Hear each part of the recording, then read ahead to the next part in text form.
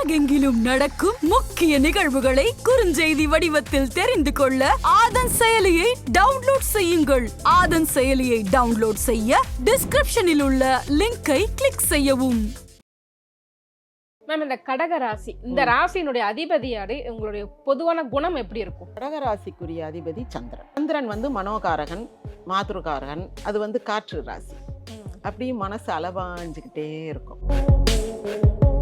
செவ்வாய் நீசமாகி குரு உச்சமடைகிற ராசி. பொதுவா செவ்வாய் சந்திரன் பகை. அதனால செவ்வாய் நீசமாகி குரு உச்சமடைகிற ராசின்றனால அவங்க சிறந்த பக்திமான்களா இருப்பாங்க. எந்த மதத்தை சேர்ந்தவங்களா இருந்தாலும் நல்ல பக்திமான்களா இருப்பாங்க. எங்க திருமண வாழ்க்கை எப்படி இருக்கும்? திருமண வாழ்க்கை பெரும்பாலும் சிறப்பா இருக்கும். ஏன்னா கடகராசி பெண்கள் ரொம்ப அமைதியா, அதாவது இந்த ஆளு கெட்டவனோ நல்லவனோ கெட்டவனோ தாலி கட்டிட்டோம். கூட்டு குடும்பத்துல எல்லாம் வாழ தகுதி படைத்தவர்கள்னா கடகராசிக்காரங்க தான். எல்லாரு கூடயும் சமாளிச்சு வாழ்வாங்க. ஒரு பெரிய குடும்பத்தை நிர்வகிக்கக்கூடிய ஆண்கள்னா கடகராசிக்காரங்க. அதெல்லாம் கிட்டத்தட்ட கடகராசிக்காரங்களா இருப்பாங்கன்னு சொல்லலாம். முக்கிய தகவல்களை உடனுக்குடன் தெரிந்து கொள்ள ஆதன் செயலியை டவுன்லோட் செய்யுங்கள். டவுன்லோட் லிங்க் டிஸ்கிரிப்ஷனில் உள்ளது. ஆதன் ஆன்மீக நேயர்களுக்கு வணக்கம். நம்ம ஆன்மீகம் சேனல்ல ஆன்மீகம் தொடர்பான நிறைய விஷயங்களை பார்த்துக்கிட்டும் தெரிஞ்சுக்கிட்டும் வரும். நமக்கான தீர்வுகளும் தெளிவுகளும் கிடைச்சிக்கிட்டு இருக்கு. அந்த வகையில இன்னைக்கு நம்ம கூட இணைஞ்சிருக்கிறாங்க பேராசிரியர் திருமதி ராஜேஸ்வரி அவர்கள். வாருங்கள் பேசுவோம். வணக்கம் மேடம். வணக்கம் மேம், இந்த கடகராசி, இந்த ராசியினுடைய அதிபதியாரு உங்களுடைய பொதுவான குணம் எப்படி இருக்கும்? கடகராசிக்குரிய அதிபதி சந்திரன். சரியா? சந்திரன் மனோகாரகன், மாதுருகாரகன். அப்படி அதனால இவங்களுடைய மனசு எப்படி இருக்கும்னா, எப்போ பார்த்தாலும் ஒரு இன்னொன்று அது காற்று ராசி. அப்படியே மனசு அளவாஞ்சிக்கிட்டே இருக்கும். அப்படின்னா என்னன்னா, நிறைய அவங்களுக்கு மனசுக்குள்ள ஆசைகள் இருக்கும். ஆனால் வெளியே சொல்ல மாட்டாங்க. சரியா? இன்னொன்று, இது தாய்க்குரிய ராசின்றனால இவங்க மற்றவங்களுக்கு ஒரு தாயாகவே இருப்பாங்க. எல்லாரிடத்துலையும் அன்பா ஒரு எல்லாரையும் ஒரு அக்கறையோட பார்த்துக்கிடுவாங்க. அன்பும் அக்கறையும் நிறைந்த ராசினா கடகராசி. ஒரு வீட்டில் ஒரு கடகராசி பெண் இருந்துட்டா வேற கவலையே இல்லை. அந்த குடும்பமே அந்த கடகராசி பெண் எப்போ தலையெடுக்கிறாளோ அவளுடைய நிழல்களை வந்துடும். அவங்களே அந்த குடும்பத்தை மேன்மையாக கொண்டு வந்துடுவாங்க. இன்னொன்று, இங்கே செவ்வாய் நீசமாகி குரு உச்சமடைகிற ராசி. பொதுவாக செவ்வாய் சந்திரன் பகை. அதனால செவ்வாய் நீசமாகி குரு உச்சமடைகிற ராசின்றனால இவங்க சிறந்த பக்திமான்களா இருப்பாங்க. எந்த மதத்தை சேர்ந்தவங்களா இருந்தாலும் நல்ல பக்திமான்களா இருப்பாங்க. பெரியவங்களுக்கு பயப்படுவாங்க. கீழ்ப்படிதல் உள்ளவங்களா இருப்பாங்க. அடக்கம் உள்ளவங்களா இருப்பாங்க. ஒரு இடத்துல ஒரு 4 பேர் இருக்கிற இடத்துல ஒரு பெரியவங்களே தப்பாக ஒன்று சொல்லிட்டு ஐய தப்பு அதுக்கு கிடையாது அப்படின்னு சொல்ல மாட்டாங்க. அது ரிஷபராசிக்காரங்க அப்படி ஒரு சுச்சுவேஷனில் ரிஷபராசிக்காரங்க அப்படியே ஒன்றுமே தன் காதில் அந்த விஷயம் விழாத மாதிரி இருப்பாங்க. மிதுன ராசிக்காரங்க யாரையாவது பார்த்துட்டு ஒரு சிரிச்சுட்டு திரும்பிக்கிடுவாங்க தப்பாக சொல்கிறாங்க அப்படின்னு. மேஷ ராசிக்காரங்க இல்லை அது அப்படி இல்லை அப்படின்னு இவங்களுடைய விளக்கத்தை சொல்லுவாங்க. ஆனால் கடகராசிக்காரங்க அவங்க சொன்னது உண்மைன்ற மாதிரி இப்படியே தலையாட்டி கேட்டுக்கிட்டே இருப்பாங்க. ஆனால் விஷயம்ன்றது தெரியும். அவங்களுக்கு தெரிஞ்சாலுமே பெரியவங்க சொல்லும் போது எதிர்த்து பேசக்கூடாது அப்படின்ட்டு இப்படியே இப்படின்னு கேட்டுக்கிட்டே. அவ்வளோ நல்லவங்களா கடகராசிக்காரங்க? பெரியவங்க முன்னாடி பெரியவங்ககிட்ட நீங்கள் கேட்டுக்க பாருங்க கடகராசிக்காரங்க அப்படின்னு. ஐயோ தங்கமான பிள்ளை அப்படிம்பாங்க. ஆனால் வெளியேயும் தப்பா சொல்கிறாரு இந்த ஆள்னு சொல்ல மாட்டாங்க. அவங்க சொன்னது எனக்கு அது ஒரு டவுட் வந்துச்சு அந்நேரம் அப்படித்தான் சொல்லுவாங்க. அது தப்பு அப்படின்னு யார்கிட்டையும் சொல்லவே மாட்டாங்க.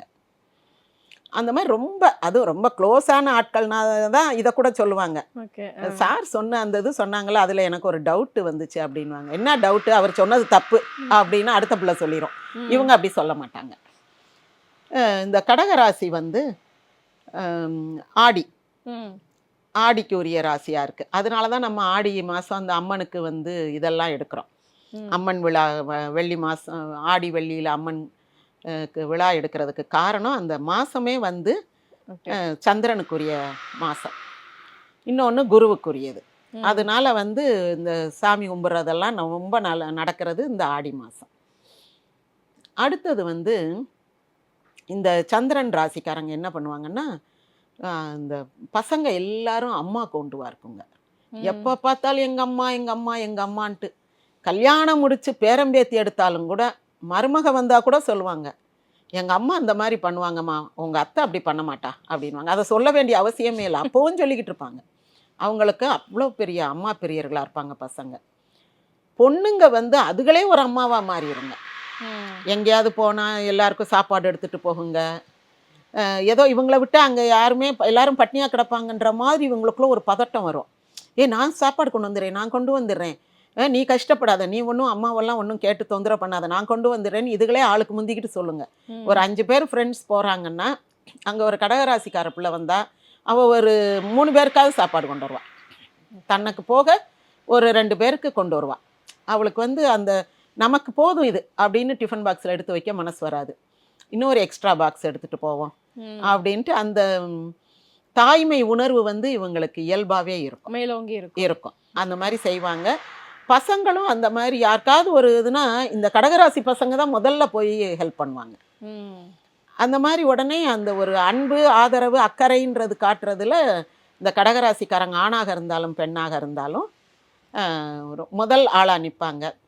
நிறைய கற்பனைன்றதை விட மனசுக்குள்ள நிறையா இப்போ தான் டாக்டர் ஆகிற மாதிரி, தான் பிரதமர் ஆகிற மாதிரி, தான் பெரிய இன்ஜினியர் ஆகிற மாதிரி இப்படியெல்லாம் அவங்களுக்கு எண்ணங்கள் ஓடும். இப்போ ஒரு கட்டடம் இடிஞ்சு விழுந்துருச்சு அப்படின்னா, இந்த கட்டடம் நான் இன்ஜினியராக இருந்தால் இப்படி கட்டியிருப்பேன், இது இப்படி கட்டியிருக்கணும், அது அப்படி கட்டியிருக்கணும். சில நேரம் அதை யார்கிட்டையாவது ஷேர் பண்ணுவாங்க. இப்போ இந்த ஃபேஸ்புக்கு இதெல்லாம் வந்துட்டனால ஒரு வேளை இதில் ஷேர் பண்ணலாம், இந்த இடங்கள்லாம் இப்படி செஞ்சுருக்கணும். அது கூட இவங்க நேரடியாக சொல்ல மாட்டாங்க, இந்த கமெண்ட்ஸில் வேணால் சொல்லுவாங்க, இது இப்படி பண்ணியிருக்கணும், அப்படி பண்ணியிருக்கணும். சரி நீ போய் சொல்லு அங்கன்னா, ஐயோ நமக்கு எதுக்கு அதெல்லாம் அப்படின்ருவாங்க. சிலர் அப்படி சொல்லுவாங்க, கேட்டிருக்கீங்களா? இங்கே நம்மக்கிட்ட சொல்லுவாங்க, அங்கே போய் சொல்லு, ஸ்டேஜில் போய் சொல்லு, எந்திரிச்சு சொல்லுன்னா சொல்லாது, கரெக்டாக தான் இருக்கும், ஆனால் சொல்ல மாட்டாங்க. அந்த மாதிரி இவங்க வந்து வெளிச்சத்துக்கு வர விரும்ப மாட்டாங்க, தன்னை வந்து வெளிப்படுத்திக்கிறணும் அப்படின்ற எண்ணம்லாம் இருக்காது. இவங்க வந்து பேக் ஸ்டேஜ். இவங்க நல்லா கவிதை எழுதுவாங்க, கட்டுரை எழுதுவாங்க, வசனம் எழுதுவாங்க, அந்த திரைத்துறை சம்மந்தப்பட்ட தொழில்கள்லாம் நல்லா செய்வாங்க. இந்த நர்ஸு, தாதி இந்த மாதிரி பணிகளும் செய்வாங்க. ஆனால் எங்கேயுமே வெளிப்படையாக அவங்கள யாரும் புகழவும் மாட்டாங்க. இவங்க இந்த வேலைகள்லாம் இவங்க தான் செஞ்சாங்கன்னு யாருக்கும் தெரியவும் தெரியும். புகழ் வெளிச்சத்தை விரும்ப மாட்டாங்க பெரும்பாலும் எல்லாமே அவங்க. ஆனால் இவ்வளோ நல்லவங்களா இருக்காங்க, இவங்களை கட்டிக்க போகிறவங்க ரொம்ப கொடுத்து வச்சவங்களா தான் இருக்கணும்ல. ஆமாம், கண்டிப்பாக. எங்கள் திருமண வாழ்க்கை எப்படி இருக்கும்? திருமண வாழ்க்கை பெரும்பாலும் சிறப்பாக இருக்கும். ஏன்னா கடகராசி பெண்கள் வந்து ரொம்ப அமைதியாக, அதாவது இந்த ஆளு கெட்டவனோ நல்லவனோ கெட்டவனோ தாலி கட்டிட்டோம், இவனோடையே இருந்து சாகணும் அப்படின்ற ஒரு கொள்கை கோட்பாடோடு இருப்பாங்க. அதனால எப்பேற்பட்ட எந்த 11 ராசிக்காரன் யாராக இருந்தாலும் கடகராசி பொண்ணை கட்டிக்கலாம். பெரும்பாலும் வந்து அவங்களுக்குள்ள பிரச்சனை வராது. கடகராசி நீங்கள் இந்த இங்கிலீஷ்லாம் போட்டு பார்த்தீங்கன்னா யார் ஹைலி ரொமான்டிக்னா இந்த கடகராசியைத்தான் போடுவாங்க. அதுக்கு பிறகு தான் லிப்ரா அதுக்கெல்லாம் போவாங்க, ஜெமினை போடுவாங்க. ஆனால் இவங்க வந்து நிற்பாங்க கேன்சர். ஏன்னா அவங்களுக்குள்ள வந்து ரொம்ப மென்மையான மனசு இருக்கிறனால உள்ளுக்குள்ளேயே அழுவாங்க. வெளியில் வந்து கண்ணீர் சிந்தி அவங்க அழுகிறத பார்க்கக்கூட முடியாது.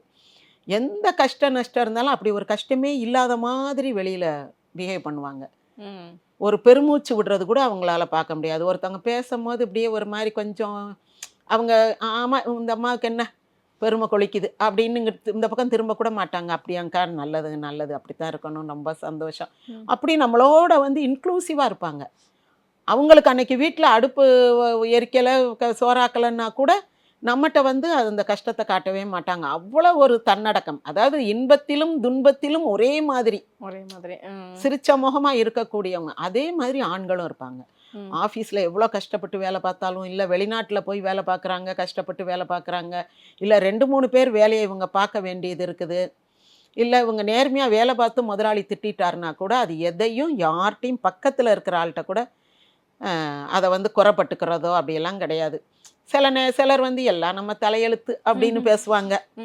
அதாவது ஏதோ ஒரு காரணத்தை சொல்லி அதை ஜீரணிச்சுக்கிடுவாங்க, அதுக்கு ரியாக்ட் பண்ணவே மாட்டாங்க. அந்த மாதிரி இருந்துக்கிட்டு வீட்டில் வந்து அந்த தன்னுடைய கஷ்டத்தையே காட்டாமல் பிள்ளை, மனைவி, மக்களை வந்து ரொம்ப சந்தோஷமாக வச்சுக்கிடுவாங்க. அவங்க அவ்வளோ கஷ்டப்பட்டாலும் மற்றவங்ககிட்ட அது வெளிப்படுத்த மாட்டாங்க. பெண்களும் அப்படித்தான். இந்த மாதிரி வந்து ரொம்ப தன்னுடைய இன்ப துன்பங்களை தனக்குள்ளேயே வச்சுக்கக்கூடிய ராசி.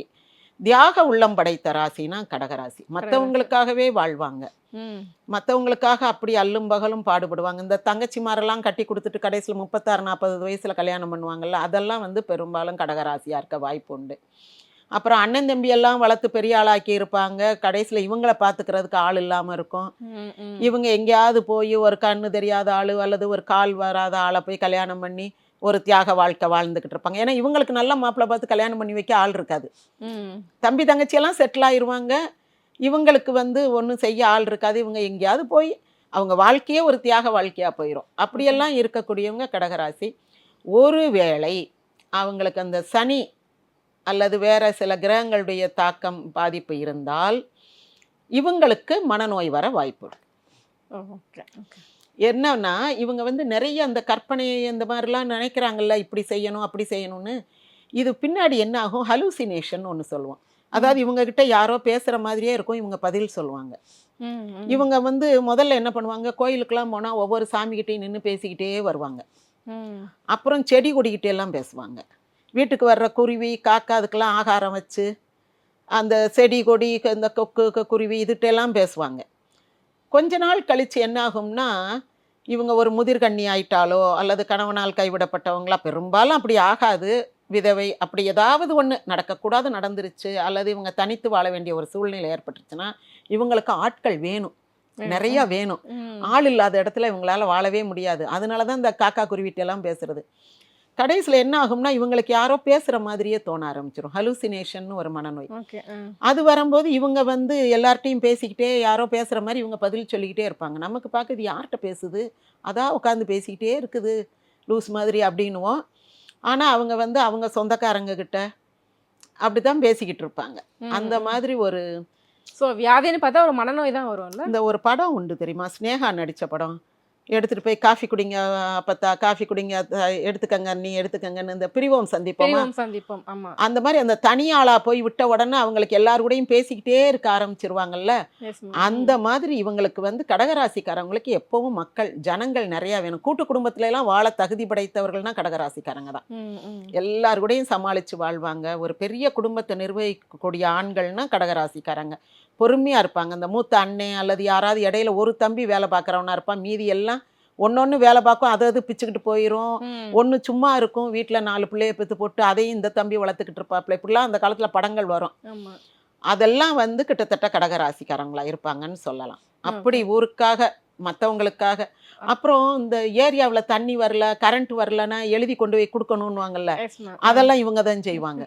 தம்பி கரண்ட் வரலப்பா, இல்லை தண்ணி வரல 2 நாளா அப்படின்லாம் சொன்னோம்னா உடனே இவங்க அதை ஒரு கடிதமாக எழுதி எல்லார்ட்டையும் கையெழுத்து வாங்கி கொண்டு போய் மாநகராட்சி ஆஃபீஸ்லேயோ இபி ஆஃபீஸ்லேயோ கொடுத்து அந்த மாதிரி எல்லாம் செய்வாங்க. அந்த தெருவில் ஒரு பையன் இருப்பான்ல முன்னாடியெல்லாம், அவன்கிட்ட எது சொன்னாலும் இது போனால் போஸ்ட் பண்ணிடு, இது போனால் வாங்கிட்டு வா, அந்த வேலைக்கெல்லாம் உரியவங்க இந்த கடகராசிக்காரங்க. எல்லார்ட்டையும் அத்தை அம்மா அதை மாமா அப்படி ஒரு முறை சொல்லி கூப்பிடுறது, பக்கத்து வீட்டுக்காரங்க எடுத்த வீட்டுக்காரங்களெல்லாம் இந்த பிள்ளைகளெல்லாம் ஸ்கூலில் கொண்டு போய் விடுறது, அந்த மாதிரி அவங்க எல்லாத்தையும் சந்தோஷமாக செய்வாங்க. மனசுக்குள்ளே கருன்னு கருவிக்கிட்டு வாடா வந்து வண்டியில் ஏறுறா அப்படின்லாம் செய்யாமல் அப்படி அன்பாக செய்யக்கூடியவங்க. இவங்களுக்கு எந்த மாதிரியான தொழில் எல்லாம் அமையும் மேடம்?